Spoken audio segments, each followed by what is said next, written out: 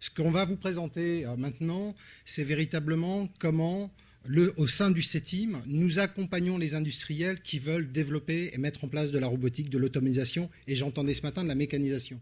Dans le secteur du meuble, classiquement, on accompagne les entreprises au niveau des évolutions de process, notamment sur tout ce qui est finition.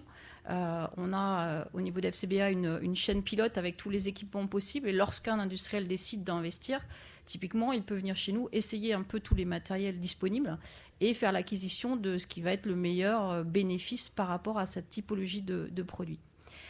On accompagne aussi sur des aspects ergonomiques, et on l'a bien vu ce matin dans les témoignages. On peut faire de l'analyse ergonomique de poste de travail, et à partir de là, c'est une clé d'entrée finalement de la robotisation. C'est-à-dire que lorsque vous aurez un besoin demain, ce sera une réponse CETIM FCBA pour aller chercher les équipements et les compétences là où elles sont. Concrètement, un projet d'investissement en robotique, ce n'est pas acheter une machine-outil. C'est un projet d'entreprise à part entière. Si on regarde l'impact de la robotique au sens large, si vous raisonnez simplement sur un investissement, vous allez raisonner à court terme et vous allez raisonner sur un périmètre qui est uniquement votre productivité. Si vous raisonnez un peu plus largement en regardant les flux, on a beaucoup parlé de flux industriels tout à l'heure, de réflexion, à ce moment-là, vous allez ouvrir le champ des possibles et vous allez identifier des bénéfices à moyen terme et à court. Et si après vous vous posez des questions sur c'est quoi ma stratégie en 2025 en termes de produits, de positionnement marché, c'est quoi la stratégie de mon entreprise, à ce moment-là, vous allez véritablement avoir une réflexion très large qui vous permettra d'avoir visionné comment votre outil industriel répond à votre besoin, mais à long terme. Et c'est ça qu'on a développé au sein du CETIM dans l'accompagnement des entreprises, c'est de se poser les questions dès le départ. Ça a été dit tout à l'heure, ne vous précipitez pas en faisant un cahier des charges comme vous faisiez un cahier des charges pour acheter une machine à outils traditionnelle vers les intégrateurs, parce qu'ils ne vous connaîtront pas, ils ne pourront pas vous répondre, ou ils vont vous faire un chiffrage. On le vit en ce moment dans la filière aéronautique. Encore une fois, quand on a bâti nos outils et quand on a travaillé avec les industriels, et notamment les PME, je parle bien des PME, on s'est mis dans la tête d'un chef d'entreprise qui, comme nous le disait monsieur tout à l'heure, a tous les sujets en tête, doit tout voir et en même temps se pose la question de est-ce que je dois investir et sur quoi je dois investir et quel est le meilleur investissement. Autrement dit, un projet d'investissement en robotique, c'est faire ce qu'on appelle une matrice FIR. FIR pour PHIRE. Le P, c'est la production, bien évidemment, mais c'est aussi la partie humaine, c'est aussi la partie intégration. Encore une fois, la robotique n'a de sens que si elle est chaînée avec du big data, de l'information. Ça nous a été présenté très concrètement. Ne sous-estimez pas, j'ai aimé le jeu de Go tout à l'heure entre intégrateurs et roboticiens sur qu'est-ce qui coûte. Globalement, peu importe ce qui coûte. Ce qui est important, c'est de se dire que la robotique, ce n'est pas simplement l'outil qu'on va mettre au milieu de l'atelier. C'est le chaînage avec votre système d'information, votre système qualité, avec les compétences de vos hommes. C'est aussi, bien évidemment, l'aspect réglementaire. J'en ai rapidement parlé ce matin, ça a été redit tout à l'heure par l'entreprise RV3D. Il y a des problématiques qui se posent. On ne fait pas n'importe quoi quand on met en place de la robotique, qu'elle soit dans une caisse fermée ou qu'elle soit totalement collaborative. Et là où je vous rejoins, c'est qu'en effet, la robotique collaborative est naissante. Ne nous trompons pas non plus. Et puis, c'est de l'économique, encore une fois. C'est un projet d'entreprise globale. Le groupe Safran a nommé comme responsable de robotique collaborative monde un ergonome. Vous voyez où je veux venir ? C'est-à-dire que la porte d'entrée, c'est comment aller dans les ateliers et identifier tout ce qui ne peut pas être robotisé de façon grosse masse, mais qui peut apporter de la valeur ajoutée aux collaborateurs, en enlevant du stress, en enlevant de la pénibilité et en apportant quand même une vraie valeur en conservant l'humain dans l'activité.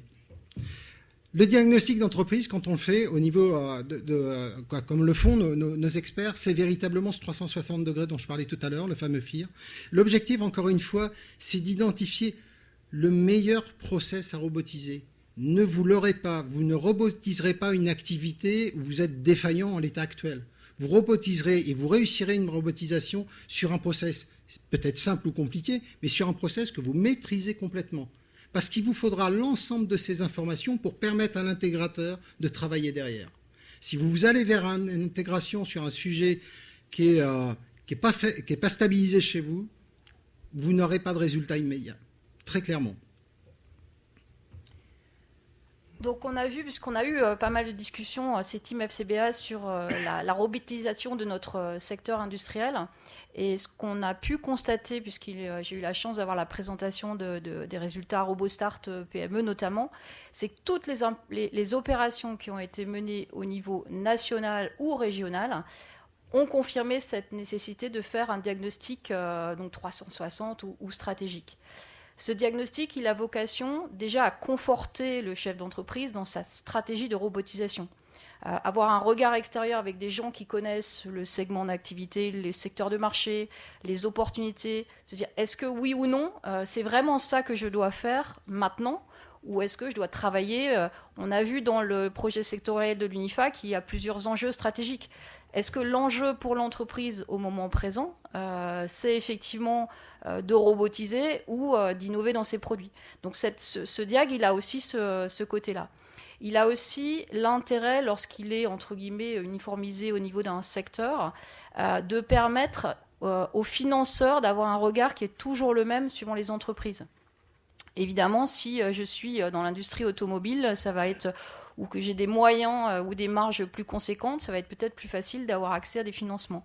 Le fait de faire une comparaison entre industriels d'un même secteur va permettre aux banques ou aux financeurs de se dire oui, je suis sur une entreprise qui est tout à fait dans la moyenne ou voire au-delà de la moyenne.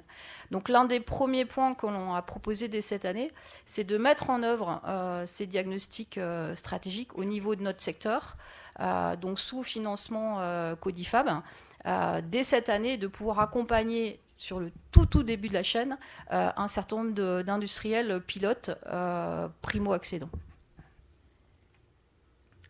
L'idée de ce slide, c'était de présenter qu'en effet, vous pouvez arriver sur un projet robotique de différentes manières, à différents degrés de maturité.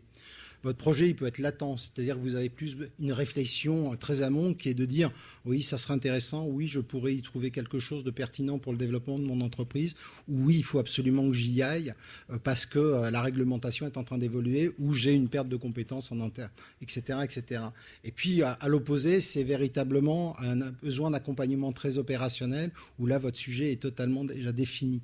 Donc, l'objectif de la présentation, c'était bien de dire, encore une fois, il n'y a jamais un accompagnement identique, mais le diagnostic qui vous a été proposé juste avant permet de cadrer à quel degré vous en êtes en termes de maturité et comment vous accompagnez derrière au plus précisément. Il est fondamental que vous instauriez un climat de confiance et un travail conjoint avec l'intégrateur. Vous pouvez le tester parce qu'il y en a pléthore, je parle sous le contrôle du CIMOP, mais vous devez derrière le considérer comme un partenaire fondamental au même titre que vos collaborateurs. Sinon, votre projet n'aboutira pas. Encore une fois, le robot arrivera dans l'entreprise, il sera installé. Mais si derrière, il ne fonctionne pas et si au bout de 18 mois, il est toujours en train de prendre la poussière, vis-à-vis de vos collaborateurs, ce sera un total échec. Encore une fois, vous avez des intégrateurs qui vous livreront l'installation, qui vous auront formé pendant une journée vos collaborateurs et qui vous diront au revoir.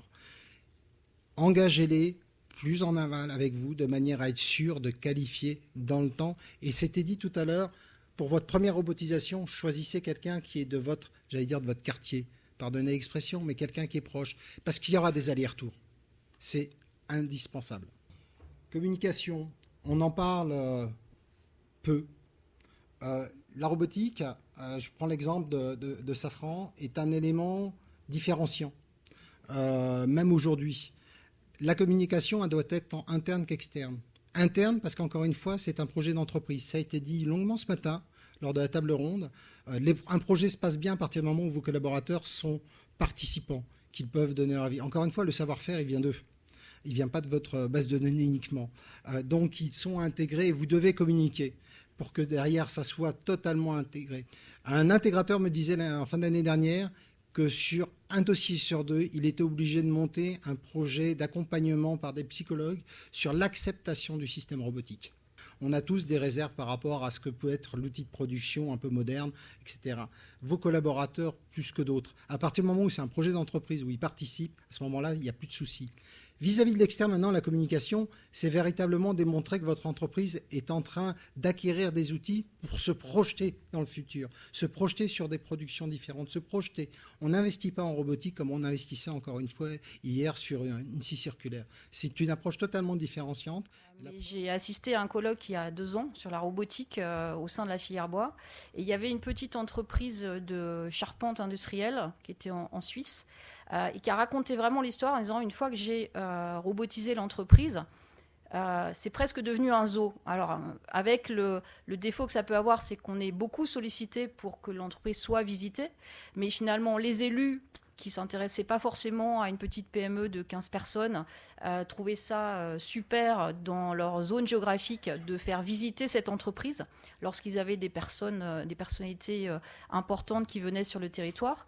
Mais pour les clients, c'était un élément très rassurant. Alors quand on voit, nous, au niveau de l'ameublement, le tel poids de la distribution, vous avez des distributeurs qui viennent visiter leurs fournisseurs et qui voient un robot dans l'entreprise, c'est très rassurant en matière de production et de capacité de production. Donc c'est vrai que cet angle de communication externe n'est pas à négliger parce que ça peut aussi attirer des marchés. Et notamment, même vous avez en local parfois des zones géographiques qui ignorent en fait les capacités industrielles de petites PME du coin. Et parce qu'elles auront investi dans un robot et qu'elles vont être de plus en plus visitées, elles vont finalement attirer des marchés à elles. La performance humaine, oui, votre entreprise peut bouger demain. À partir du moment où vous mettez des lignes de production avec des fonctionnalités et des fonctions différentes au niveau des salariés, vous avez une organisation qui potentiellement peut évoluer. Il faut en être conscient au démarrage. On a accompagné des entreprises qui, à un moment, nous ont dit, après le diagnostic, le chef d'entreprise s'est exprimé de la manière suivante: je ne suis pas en capacité actuellement de déployer ce projet. Pourquoi ? Parce qu'il était dans une phase de restructuration et il ne pouvait pas modifier son organisation humaine. Ce que je veux dire par là, c'est qu'encore une fois, la robotique peut vous amener un changement de fonctionnement. Le big data et la gestion de l'information, tout simplement, va vous modifier vos façons de faire et vos processus. La modélisation économique et le ROI, on en a parlé aussi. C'était simplement 2 slides, pardonnez-moi, mais je vais faire très court pour vous dire qu'il n'y a pas 2 manières de calculer un investissement en robotique et qu'il n'y a pas une science infuse. Je pense que ce matin, on en a eu la démonstration avec la question sur l'intégration des TMS ou non. Honnêtement, aujourd'hui, quand vous calculez un ROI, si vous le calculez comme un investissement standard, vous connaissez les règles de calcul mieux que personne. Si vous voulez vous ouvrir à ce que la robotique peut vous apporter en termes de développement d'activité, de positionnement, de respect réglementaire, de social, etc., à ce moment-là, vous êtes obligé de faire entrer dans l'équation du qualitatif. Ça ne va pas avec le numéraire, mais c'est fondamental. Et c'est ce qu'on essaye de faire quand on fait nos diagnostics, c'est essayer de pondérer un certain nombre de choses de manière à avoir des arguments qui sont aussi des arguments qui servent vers le banquier ou vers le financeur en lui disant l'intérêt de la robotique. La robotique, ce n'est pas une fois que l'achat d'une machine. Et sur le slide suivant, c'est de dire on va aller chercher l'information partout. Et on va aller travailler le chef d'entreprise dans tous les coins et les recoins de manière à trouver des éléments qui vont permettre derrière d'avoir des croisements d'informations. Alors, ce n'est pas encore une fois la science infuse, mais des croisements d'informations qui permettent de dire « Ok, j'y crois, j'y vais ». Et que le ROI se fasse en 2 ans ou en 18 mois, ce qui est important, c'est que derrière, à un moment, on a pris une décision d'y aller et parce qu'on est sur des bases quand même solides et au moins on s'est posé les bonnes questions. Donc là, c'est l'aspect démarche, donc on a bien vu qui est itérative avec d'abord un diagnostic, puis une étude de faisabilité et ensuite une étude de pré-industrialisation. Alors juste un point sur l'étude de faisabilité, on en parlera tout à l'heure, mais je pense qu'il y a des opportunités, et on en verra au moins un exemple en cours, de mutualiser cette étude de faisabilité. On va proposer une approche par segment de marché en se disant des entreprises qui fabriquent les mêmes choses ou des produits similaires ont probablement des problématiques identiques et plutôt que chacune d'elles s'adresse à un roboticien, un intégrateur avec son besoin, c'est de travailler sur des besoins mutualisés pour aller plus vite ensuite dans l'intégration de la robotique au sein de notre filière. Et donc, en Aquitaine, une action vient de démarrer là en février qui permet d'accompagner aussi par un diagnostic. C'est la même approche globalement, dans les grandes lignes. Après, il y a des modes de financement différents, ça, c'est pas mon domaine. Mais c'est globalement, de toute façon, toujours les mêmes approches avec la même philosophie qui est d'intégrer le dirigeant le plus tôt possible dans sa réflexion, ou des collaborateurs du dirigeant, pardonnez-moi, dans la réflexion de manière à aboutir à un projet qui ait du sens pour l'entreprise en termes de stratégie. Donc justement, sur la base des programmes précédents et qui ont été éprouvés, ce qu'on propose, je dirais que ça a démarré dès aujourd'hui, c'est de dire qu'il faut absolument sensibiliser les entreprises à cette thématique. Donc aujourd'hui, c'était une première journée. Je pense, on en parlait avec Dominique ce matin, qu'on refera probablement des journées ou des ateliers en région. Ensuite, il faut identifier ou que les entreprises se fassent connaître, celles qui ont envie d'avancer ou de réfléchir sur le sujet, pour pouvoir justement passer par ces phases de diagnostic 360 sectoriel. Et puis ensuite, au-delà du diagnostic stratégique, il y a de toute façon, et dans ce qui a été présenté, des diagnostics plus précis sur le process industriel, pour voir justement où robotiser, quelles fonctions robotiser, définir ce fameux cahier des charges fonctionnel pour ensuite faire classiquement une consultation, etc. Et enfin une intégration avec derrière des phases de formation. Alors derrière ou avant et pendant et après, des phases de formation du personnel. Donc ça, c'est vraiment le déroulé classique au travers duquel vous passerez pour ceux qui n'ont pas encore, sont pas encore lancés dans le projet.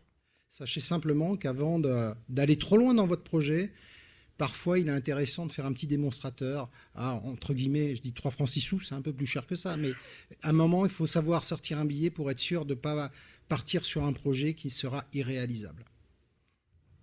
Alors finalement, que proposons-nous pour cette année et l'année prochaine ? En ce qui concerne FCBA, on va faire un premier questionnaire, alors pour nous sur l'ensemble de la filière et pas seulement la filière ameublement, avec l'idée de récolter de la donnée permettant de donner aussi une vision aux responsables politiques ou publics dans certaines régions, mais aussi aux entreprises de se benchmarker. Tant que vous n'avez pas eu l'information qu'il est possible de robotiser une PME de 5 personnes, vous vous dites que ce n'est pas possible dans mon entreprise. Donc cette première étude a vraiment vocation à la fois à récolter de la donnée, à vous faire un retour d'information, mais à sensibiliser les acteurs publics et aussi à faire savoir le champ des possibles, les limites rencontrées ou les difficultés rencontrées par les uns et les autres. Donc avec cette vocation, on l'a vu tout à l'heure, de sensibiliser. C'est vrai que passer à l'action, c'est déjà connaître ce qui existe, ce qui est fait et ce qui peut être fait. C'est aussi créer des outils sectoriels, on en a parlé, le diagnostic en est un, donc avec la possibilité de réaliser quelques diagnostics dès cette année. Mais au-delà de l'accompagnement individuel, puisque Philippe, vous avez beaucoup parlé, et vraiment on va essayer de faire du copier-coller, quand des choses fonctionnent bien dans un domaine, pourquoi réinventer tout ? Donc l'idée, c'est vraiment de dupliquer la méthodologie qui a été utilisée dans d'autres secteurs et de l'appliquer à notre secteur. Mais au-delà de ces accompagnements individuels, il est nécessaire pour nous, et je pense pour vous, de réfléchir à des sujets d'études pour les inscrire dans ce qu'on appelle notre programme Codifab 2017. Donc là, vous avez un exemple d'un industriel du mobilier de bureau, donc de la chaise de bureau très exactement, qui avait une problématique de poser des roulettes des piétements sur la partie étoile d'un siège de bureau. Donc c'est une opération très répétitive. Et je ne sais plus combien, et c'est plusieurs millions qui sont posés, et ça nécessite en plus une force pour encastrer la pièce dans ce qu'on appelle l'étoile du siège de bureau. Donc là, le CETI m'a mené cette étude pour valider la faisabilité de robotiser cette séquence.